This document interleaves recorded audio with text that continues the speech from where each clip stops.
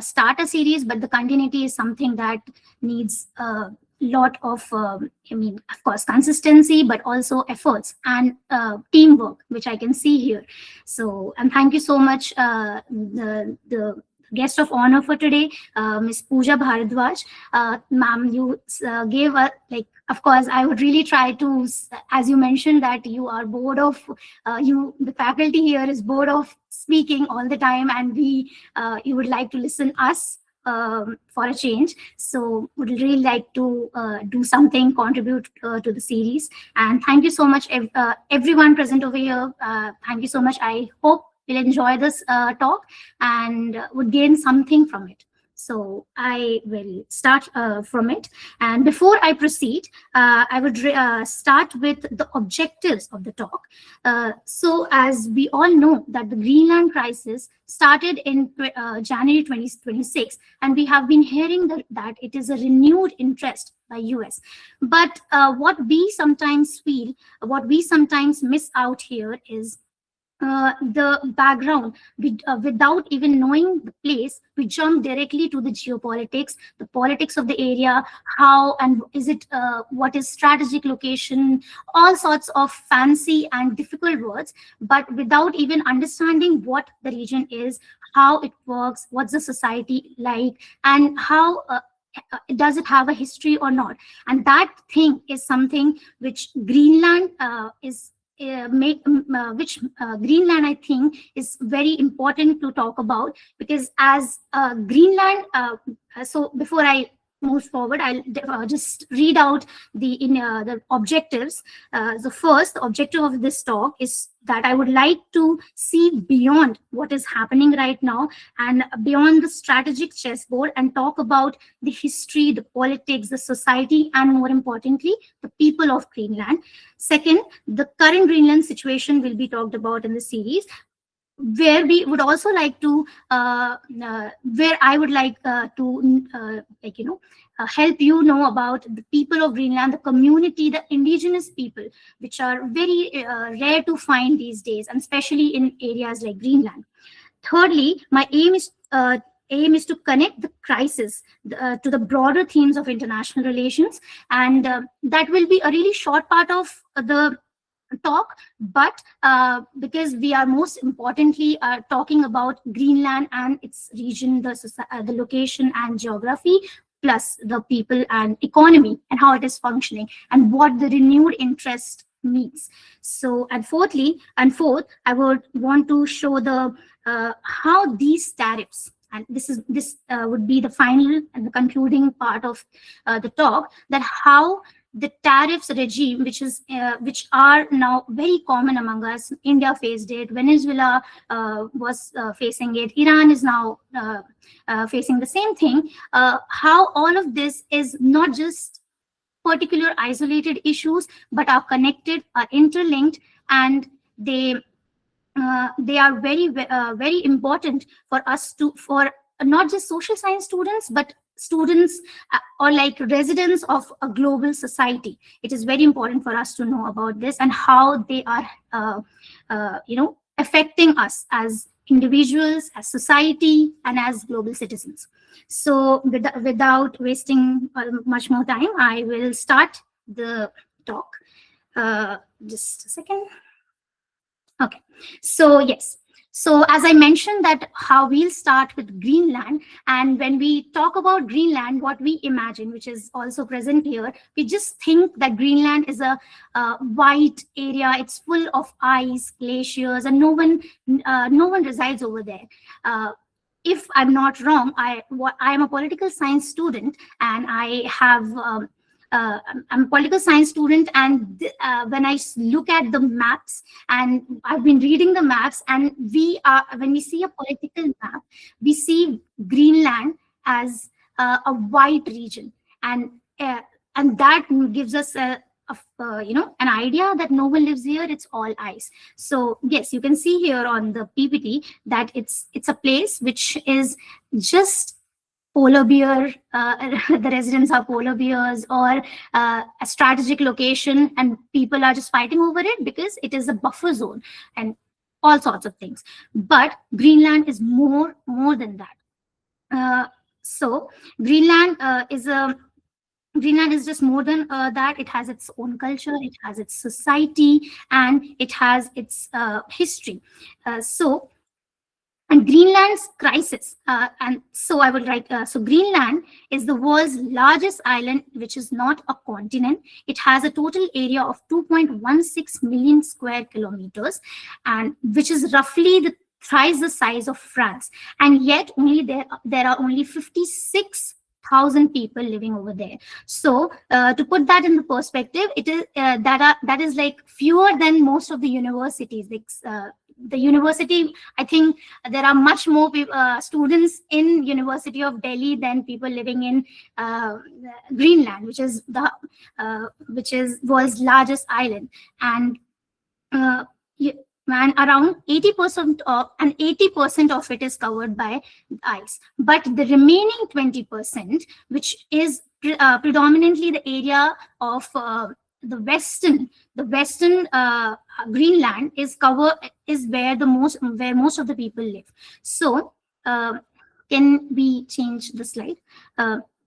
So the people living in Greenland, it's not a new phenomenon, or is it not? It's not like after climate change, people have started living over there. It has a history of 4,500 years, and the earliest population arrived around 2,500 BCE, and there were multiple waves of migration from North America, from Asia, and from Siberia, and which is actually shown in the next map, how the current population, in the next slide where there's a map, and it is how the migration has taken place. So currently the predominant population living over Greenland is the Inuit population, which lives in Alaska and the Siberia region of Russia.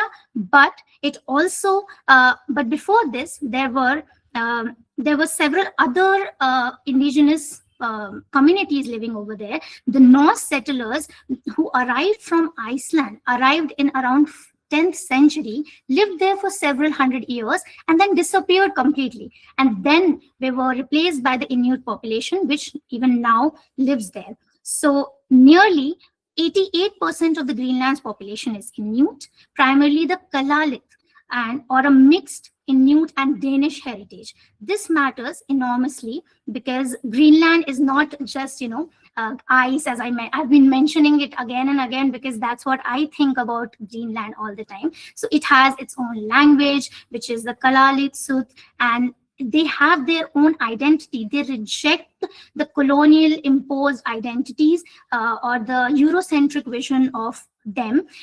For example, they reject the term Eskimo being used for them. They reject it because they think that it is colonial imposition, and it's how the colonial masters describe them.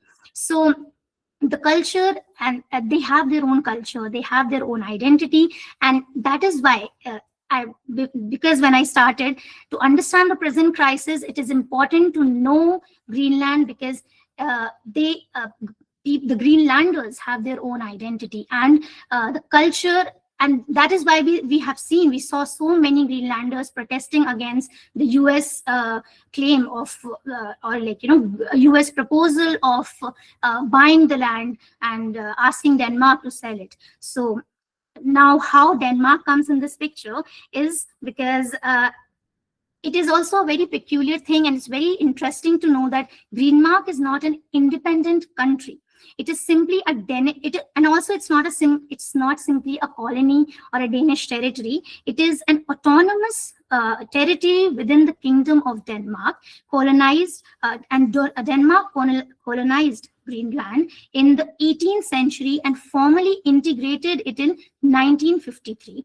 In 1979, Greenland gained home rule, and in 2009, it achieved self-government.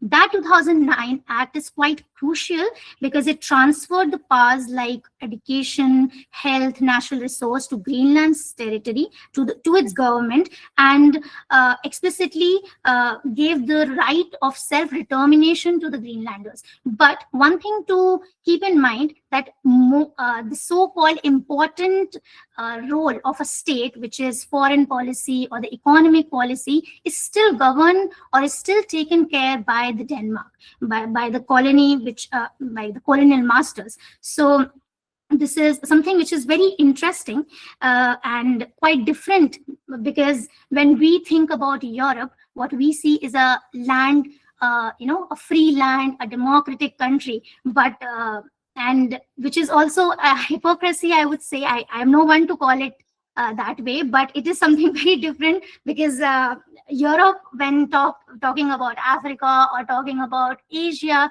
they say that they compare, when they make parallels between development and upliftment. It is one thing that they point out is democracy. So if a country is democratic, so it is a developed country. But this is something very different. And but what we see is that Greenland is not a poor country or a struggling country or a developing country. It's a very different case altogether, and that makes it more interesting for us to read and talk about it. So because now we are talking about the identity and the topic, so as I already mentioned, that Denmark provides the big chunk of its budget, the economic, it gives an economic grant which makes roughly half of the Greenland's public budget. And although polls, the referendum, so the political, so Greenland, although comes under Denmark, as I already mentioned, it has a power of self-government. So the process of referendum, which means in crude terms or in simple terms, that it's not like election, because election means electing someone to power, but a referendum means when there's a question to say yes or no. For example, when I'm over explaining, but I think it is important for us to know that what referendum is. So referendum, what we keep on hearing that UN wants, or Pakistan has been appealing in the UN that there should be a referendum conducted in Jammu and Kashmir. So to make for people to give an answer that whether they want to go there or this side or this side. I mean, it's an answer. It is a question which is asked to the people, and they give an answer, because of course it's ultimately them who are going to get affected by the decision.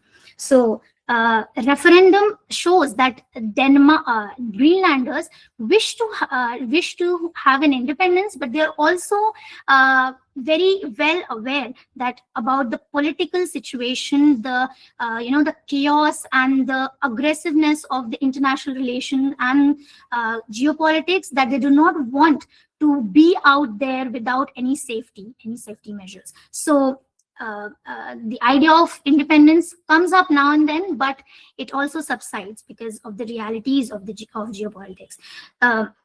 Moving forward, I would also, so this is the daily life, which is also very interesting to, again, we talk about democracy, as I said, as terms of development, in terms of development. When we think about development and how we have so many policies in India, as PM Sadak Yojana, or there should be roads, there should be railways in villages, in order for us to be considered as developed by the Western nations.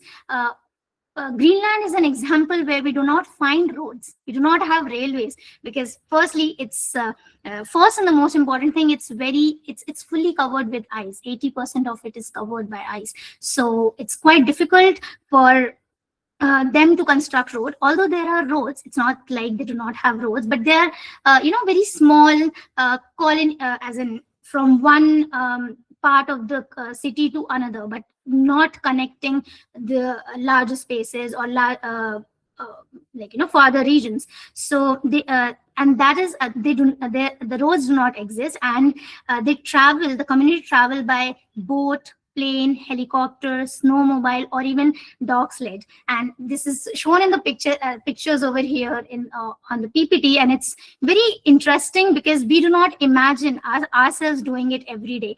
Getting on a plane is quite once in a month kind of thing for most of us, or yearly, or it's not even that important because we have so many other ways of transport to connect. But them using airplanes or helicopters and a ship and dog sledge, that is something that we cannot imagine, but it's very, very interesting and very pleasing to eyes as well. So but this also it's part of Greenland. It is its identity, and all of this makes it's all very important.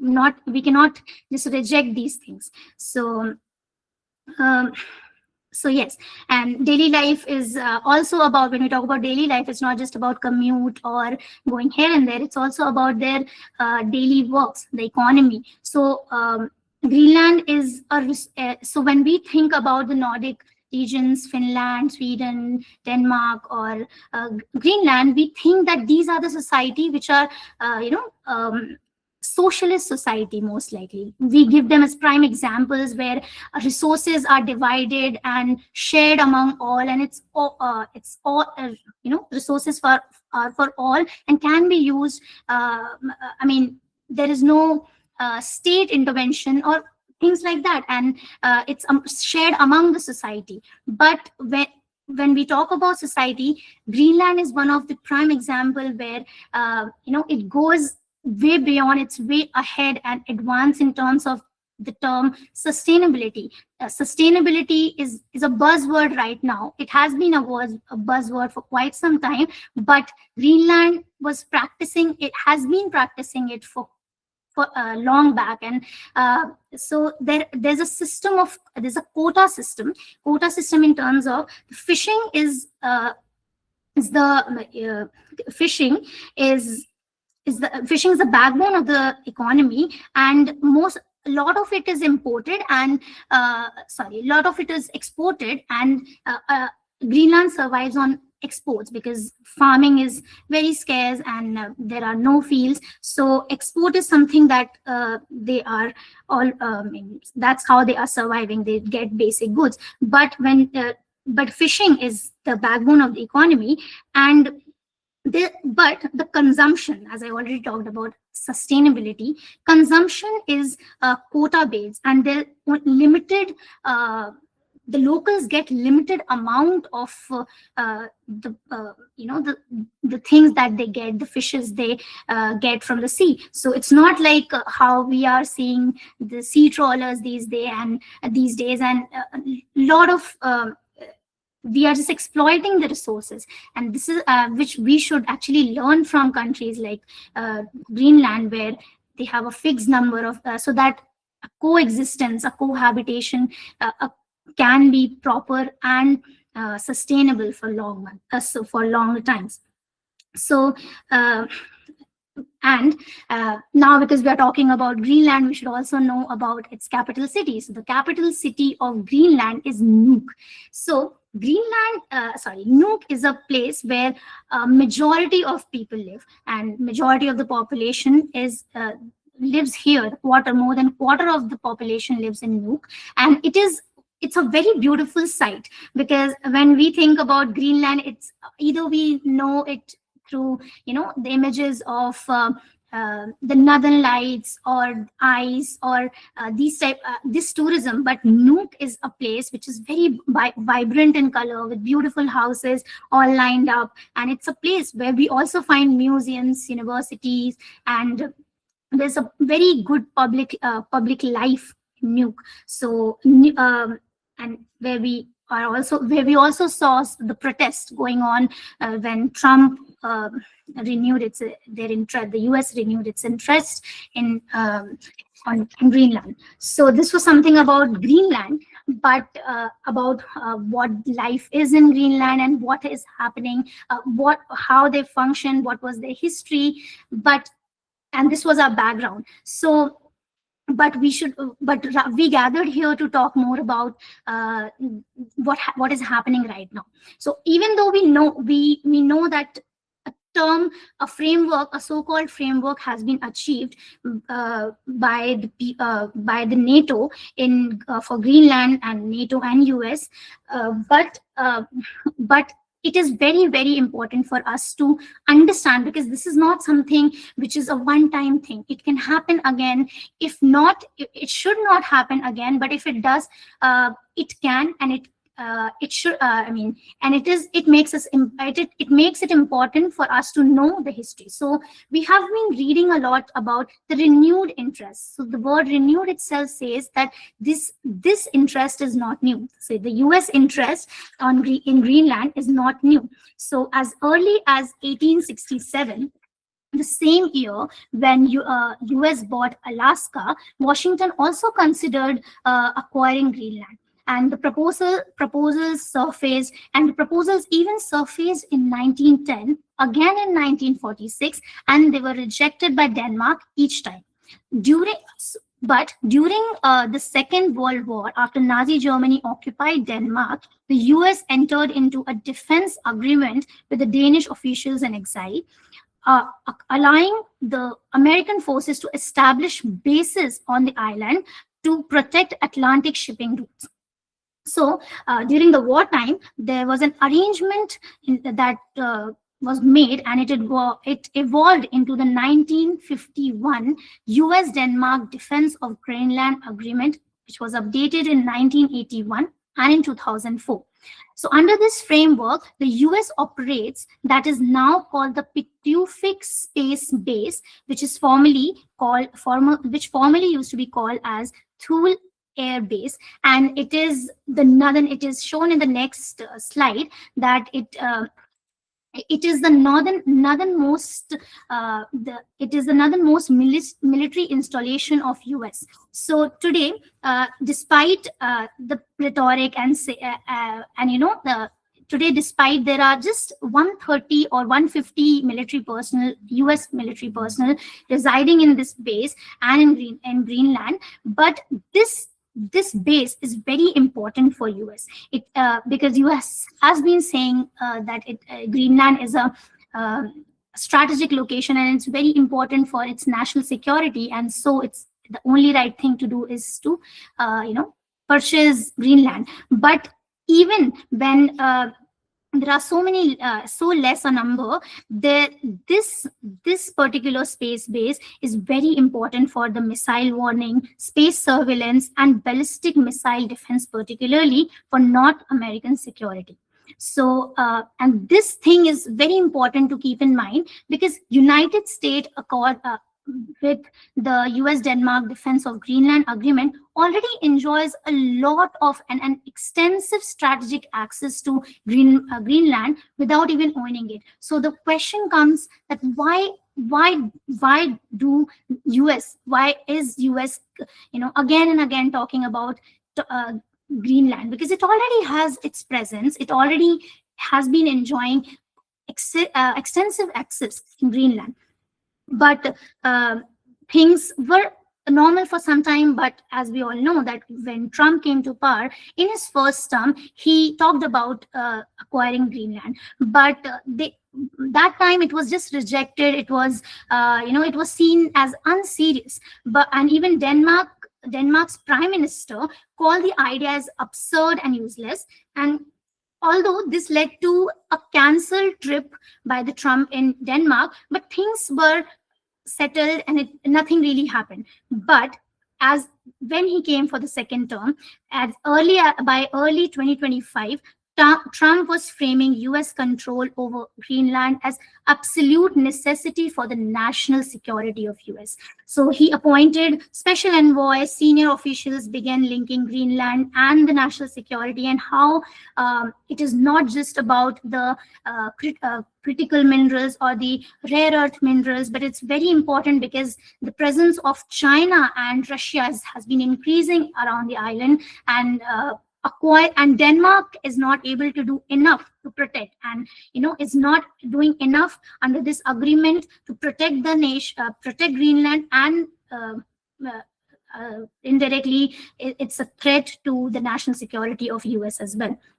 So but 2025 was also it was something where we didn't see a lot. But the main crisis escalated in January 2026, right after when US military action happened in Venezuela, and the president and the leader of Venezuela, Maduro, was forcefully removed from the position. Greenland was also something which came into light, and according to Trump, it was vital for US and global security.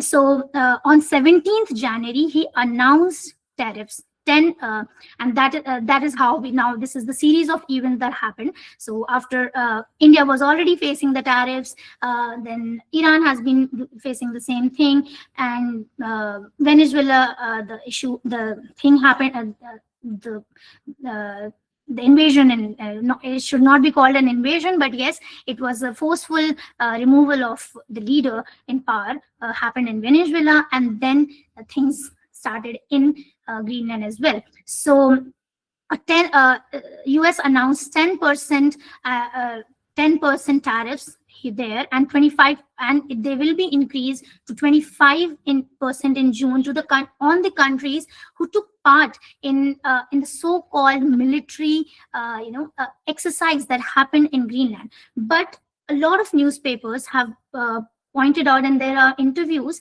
the anonymous speakers have talked about in reports which were published by the CNN, the Hindu, that the reality was quite different.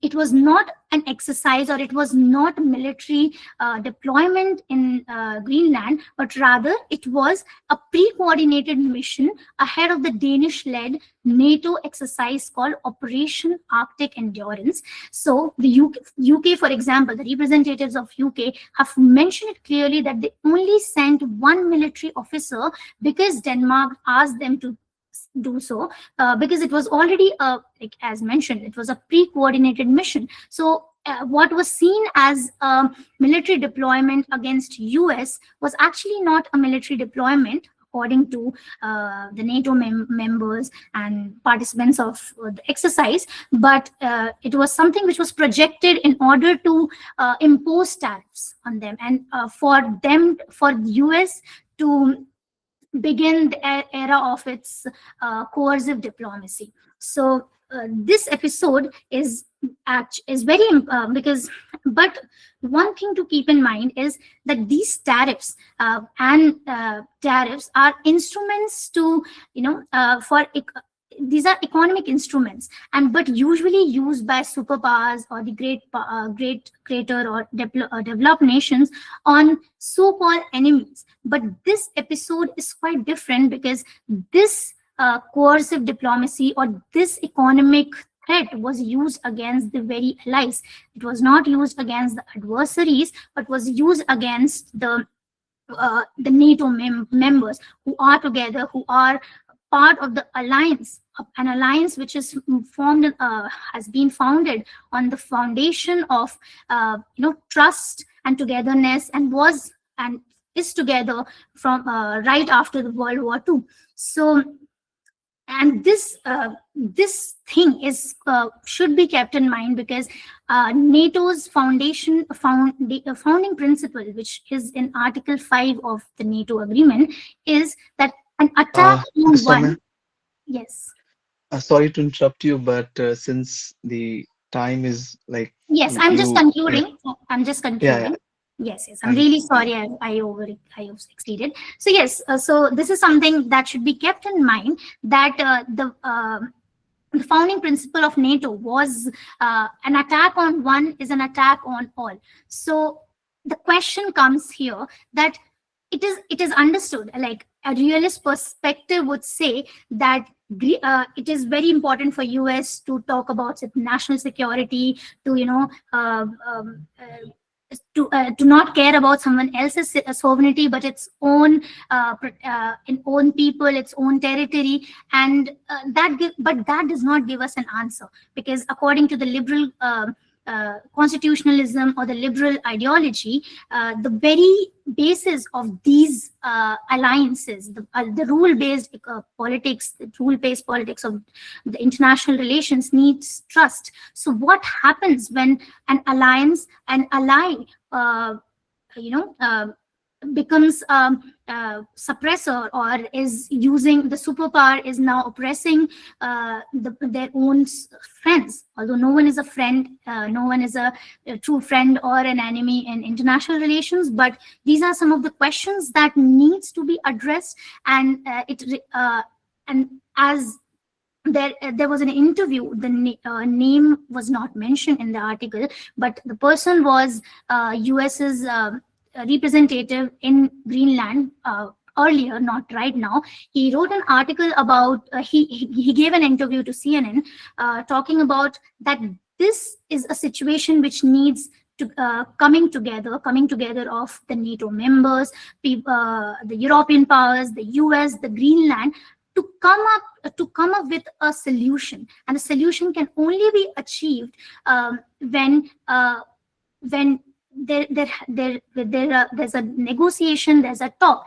But the ultimate thing should be kept in mind is this: people of Greenland should not suffer, because Greenland is not just a strategic location, it's not just a landmass fully covered with ice, snow, but it has its own history, it has its own people who are living there, has a history which is more than 4,500 years old. So the crisis gave us an opportunity to visit and talk about Greenland, because otherwise Greenland is just isolated. It is very much visible on the global map, the world map, but it is never part of the conversation. So I think this opportunity gave us this escalation gave us an opportunity to talk more about Greenland, but also the society and how tariffs and pressures is not something which is isolated. It is not just on Greenland or the people there, but it affects all of us as citizens of the globe. So thank you so much, and sorry for exceeding the time limit. Thank you. Thank you so much, Saumya, and thank you for the wonderful session and the wonderful and you very wonderfully presented it today, explaining about the Greenland, and explaining about the fact that Greenland, which is supposed to be the abandoned place, is full of history, is full of life, is full of people. So it was really a wonderful session. We quickly take one question, and then we will proceed the session further.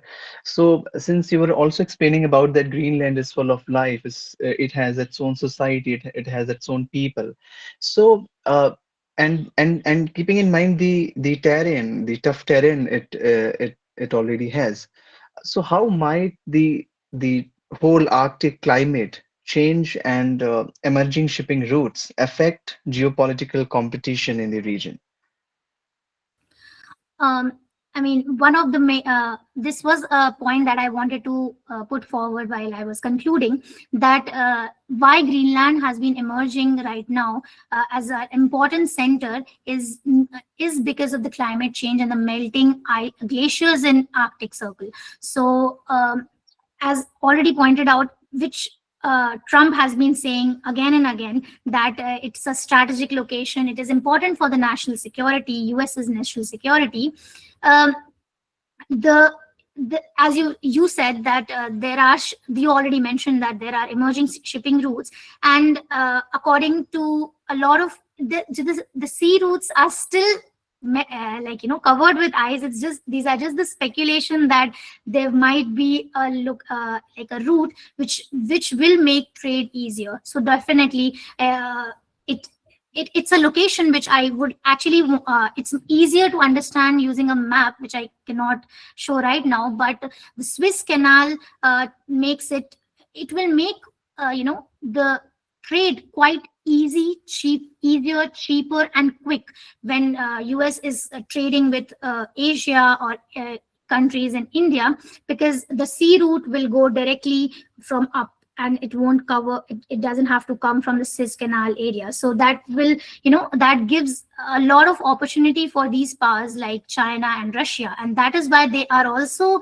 increasing their visibility and their foothold in the region. So I think, which is one of the main reason why Trump is worried. And because it's not just it's not just national security, it's more about economics and more about trade. So I think Yeah.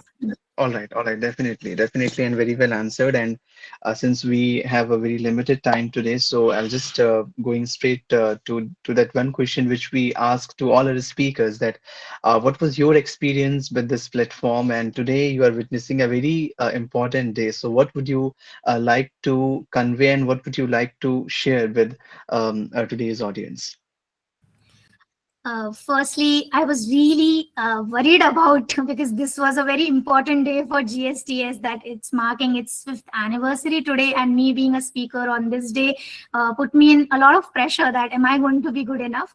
But I hope it was a good session, and my experience with GSTS was very good, because it firstly gave me an opportunity to read about more about an issue. I mean, I am a trainee with the European Union delegation. I have been interacting with these people coming from Europe, and all that happened last month. But I never got a chance to sit and read about Greenland, and it was as new as it was for everyone else here. I think it was very new for me as well. So this platform gave me an opportunity to dig deeper, research more about the area, the geography, the geopolitics. And talking about the platform and what was my experience again, is that everyone in the team, especially Manish sir, was very supportive, and he means I made few mistakes in the earlier drafts, and I was not very confident. But he, before even starting this talk, he was like, "Calm down, it's all right," and all this. So he was very supportive and has been helping a lot of uh, uh, s- uh, yeah, I mean, speakers here, which we saw in the video which was projected before the talk. So my experience was wonderful, and I hope I get more opportunities, and I would really like to stay connected with the platform. Thank you so much. Thank you so much, Miss Soumya. That was really very much to that was really very great experience with you, and whatever you have presented today. So thank you so much. Stay connected with GSTS, and congratulations for such a wonderful presentation today. Now, proceeding further, it's time to invite our today's guest of honor once again, Miss Pooja Bharadwaj ma'am, for her final remarks over today's topic and over today's. Sailendra, before this, I would like to invite Tanushree Dubey. And Tanushree Dubey Oh, was the Speaker of the month of January 2026. So, Tanushree, are you here? So, thank Yes, you sir. very Good much, evening. and congratulations. And we need a few words from your side. And what was your topic, and how uh, you portray all these things, and what's your idea? So only 60 seconds to you, Tanushree. Sure, sir. Sir, first of all, congratulations to the entire GSTS team, Dr. Manish, sir, to the entire audience present here, and of course, all of the speakers who have been a part of the platform. You guys make the platform what it is. I'm really, really honored and grateful to have been given this honor. And my topic was Ramatva Ramka Pradesh. So I did discuss on how the idea and the concept of Ram has evolved throughout the years, which talking from right from the Adikal to Bhaktikal, Ritikal, and to the Adhunik Kal now. My experience with the entire event was extremely conducive, and I loved being here. And I'd really like to highlight the fact that at GSTS, you don't need to be a pro to speak.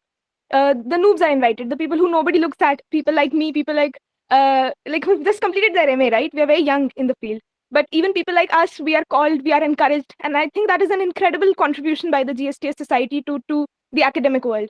And my heartiest wish is that not only for the upcoming 5 years, for upcoming 50 years, may GSTS operate and continue to support and encourage young and budding talent and, contribute to the growth of our great land, India. Thank you so much. Thank you, Tanushri. Now, I would like to invite today's guest of honor, Miss Pooja, ma'am, again for her final remarks over today's topic and over today's talk. Please, ma'am.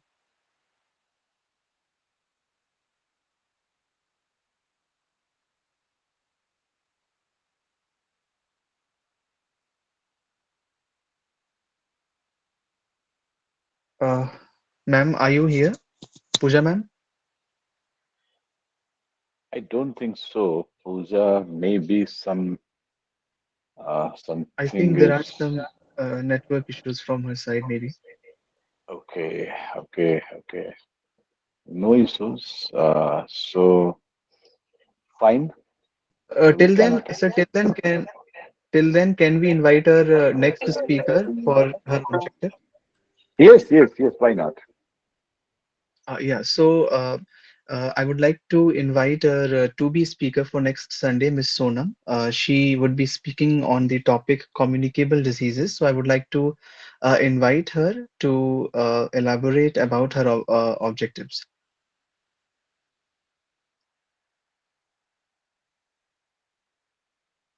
Miss Sonam, are you here?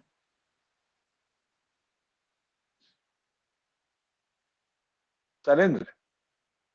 Silence. Yes, sir. Yes, sir. Huh. Yes.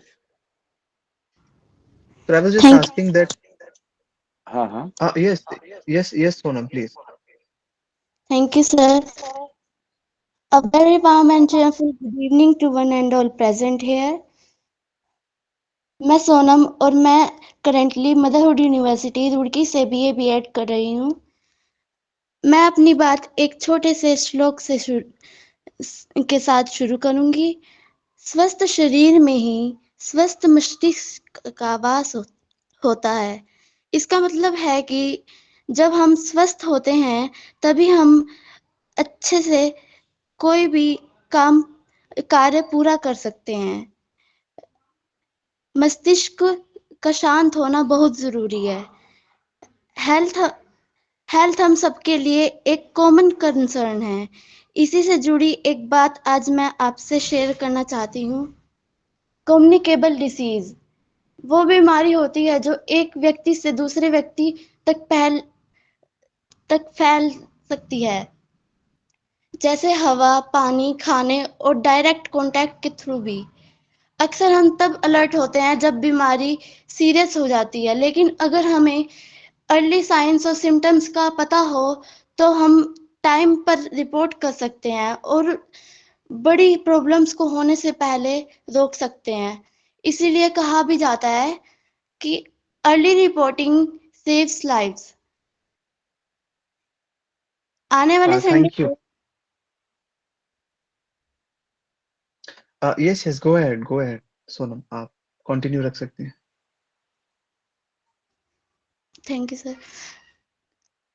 आने वाले Sunday को हम इसी topic को कुछ आसान शब्दों में समझेंगे कि इसके कॉजेज क्या है, इसके इन्फेक्शन के एजेंट्स क्या है, कॉमन सिम्टम्स क्या है, साइंस क्या है और ये इंडिविजुअल और सोसाइटी में क्या इम्पैक्ट डालती है। पब्लिक हेल्थ सिस्टम के रोल के बारे में भी जानेंगे और उसकी इम्पोर्टेंस। और इसलिए कहा भी जाता है कि जो एक Yeah, thank you. Thank you, Sonam. I'm extremely sorry I have to interrupt you in between, but I think हमें एक आइडिया मिल गया है कि कम्युनिकेबल डिजीजेस पर हमारी अगली टॉक होगी। और चूंकि समय बहुत कम है तो मुझे इसलिए आपको बीच में ही रोकना पड़ा, but we get your idea and we listen you on next Sunday. But before ending and before handing over the session to Dr. Manish Kanwar for vote of thanks. Pooja ma'am is here with us again. So I would like to invite Pooja ma'am for her final remarks over today's topic and over today's talk, or if she had some suggestions, if she have some suggestions she wanted to give to our today's speaker. Please, ma'am. Ma'am आप mute हैं, kindly unmute yourself.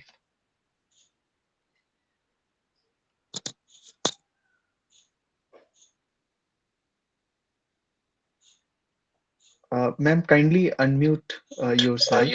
Am I audible now? Yes, ma'am, you're Yes, audible. ma'am, you're audible. Yeah, thank you so much, Saumya. I would like to congratulate you and also like to thank you for such insightful session and yes, for making my work very easy because you have explained each and everything that I'm left with nothing to speak on America and Greenland issue.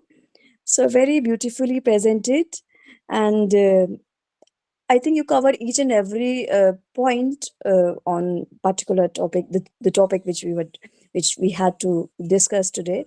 So thank you, and I learned a lot from your presentation.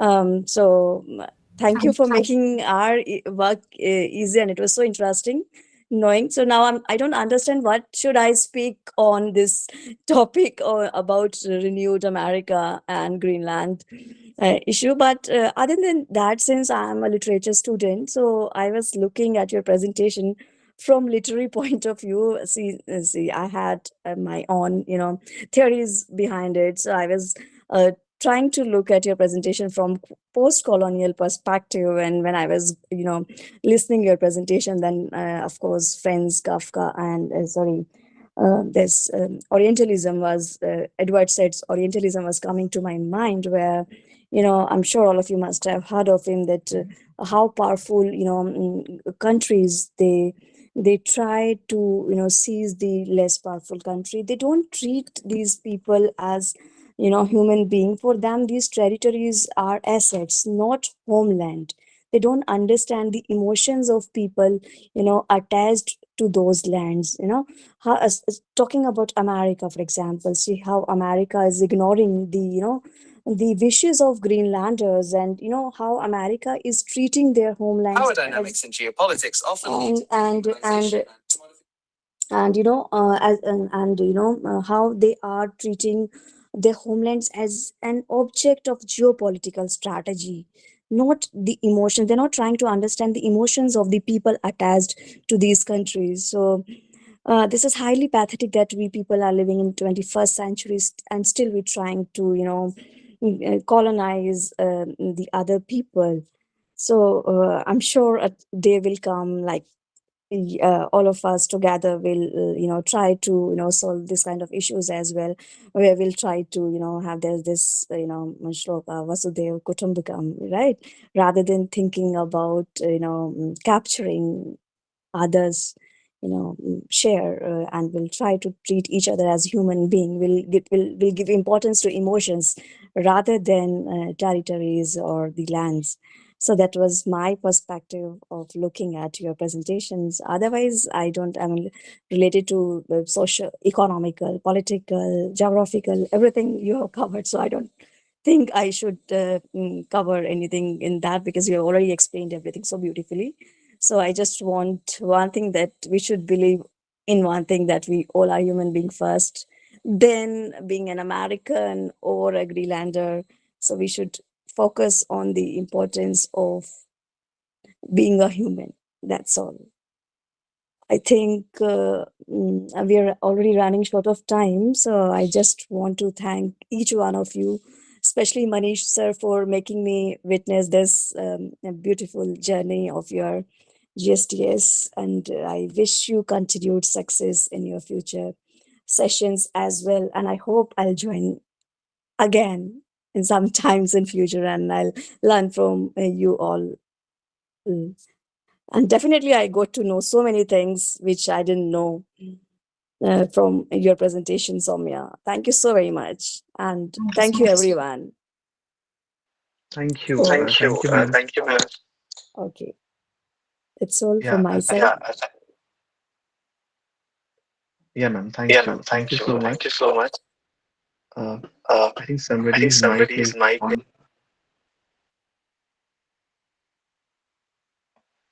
All right. So thank you, ma'am. Thank you for your poetic analysis, and thank you for your remarks and for your appreciations. And thank you once again for joining us on this wonderful day, on this special day. And now we are at the end of the session, and I am handing over the screen to Dr. Manish Kanwar for wrapping up the session and for giving a vote of thanks. Thank you, Salinder. Silence, we are minus 120 seconds like back to our program, so it's fine. Why this was happened? Because USA took more slice. That means our speaker today took more slice. That's why whole. I'm not pointing out any negative for Saumya. It was a wonderful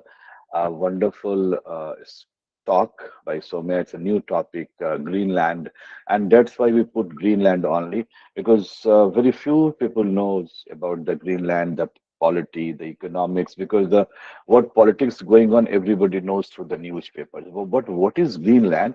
And as our guest of honor just reiterated that she knows so many things. So yes, I'm also listening Saumya and knows about very beautiful houses, beaches, and all together. And as a guest of honor, we are not inviting. Any guest of honor to give so many remarks to on the topic. It was encouragement. So that's why, because everybody knows that I call our guest of honor on a Saturday, so it's not very much time to have go through all these things. So this is not my idea. My idea is what that through the guest of honor we can reach out to your college also, your minds also, and so these are my ideas. So because most of these speakers, what this I'm learning from last 258 GSTs, they are good. They know their subjects, they know their ideas. So that's why Saumya, you have presented very well your topic. Uh, so thank you very much for presenting in this fifth year. Today itself in 2021, we have started this journey, and after 5 years, we are still together. And this is the strength of GSTS. But one thing I'm always repeating in the first GSTS also, in the 258th GSTS also, and Salendra is smiling because he knows that what I'm going to say. Just our speaker of the month, Tanushree, Tanushree Dubey told that she is very happy. She wanted to attach this forum, but she was not here in this 258. So it is very difficult to give support to any such kind of initiative. It's a positive or the negative. Maybe sometime this is very awkward time to 5 to 6 because sometimes Indian go out on Sundays, etc., etc. But again, this onset, because I'm famous for very critical, sometimes very critical. But Tanushree, your topic was really fantastic, and you gave us a total different aspect of Ramatva, though you are engineering student, and you have given us a wonderful idea about the Ram and Ramatva. Ram is everywhere. So thank you very much, Tanushree, that you have joined us and given your idea to our audience. Okay, so and now the thank you ceremony. So जो मन में वो पूरा तो नहीं बोलूंगा, but I thank to Principal Shyam Lal Evening College, all principals, because in this whole journey, there are three principals with us, Professor Ramesh Mishra, Professor Kukreti, and Professor Nachiketa Singh. They all are with us in these movements.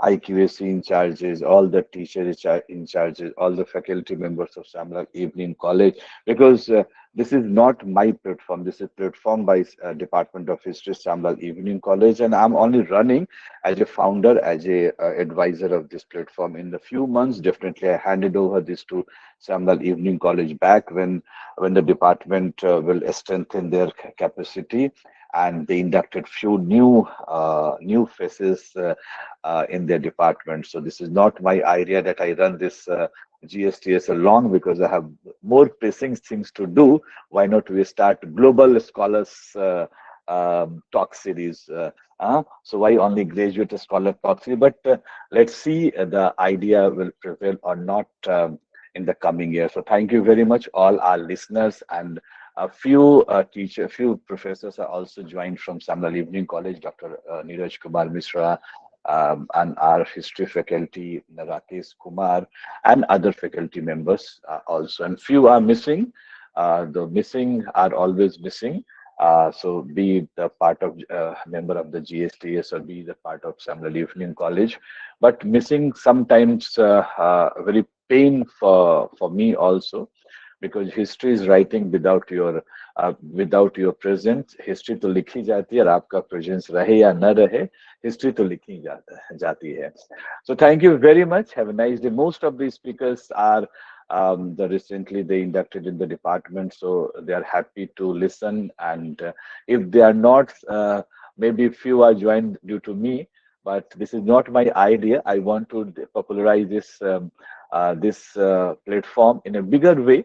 But somehow our scholars, our moderators, they are a limited time. Me also, I am very busy in the department right now. So let's see in the month of March or in the month of March, maybe some changes are going to be in this platform. So let's see what platform is going towards. So thank you very much. For the 5 years, I enjoyed a lot, and every link I have created till day. Till first GSTS, I have created the link of this platform, and today itself I have created this link. So it's a really, for me especially, it's a very emotional journey, and I'm here due to my moderators. But one thing is very important: consistency. It's not that everyone is like God gifted and this and that, but the consistency is the most important. That way you can do process and consistency. These two things are very important to your life. So thank you very much. Have a nice day, and we'll meet next Sunday. And I know a speaker is going to talk about the communicable diseases. Let's see, but definitely they will change aspect during the course. And thank you, guest of honor, and thank you, speaker, and thank you, the whole audience for listening us. Thank you very much. Thank you very much. Have a nice day. Thank you. Thank you. Have a nice day. And thank you, moderator. A constant support of mine. Okay. Thank you.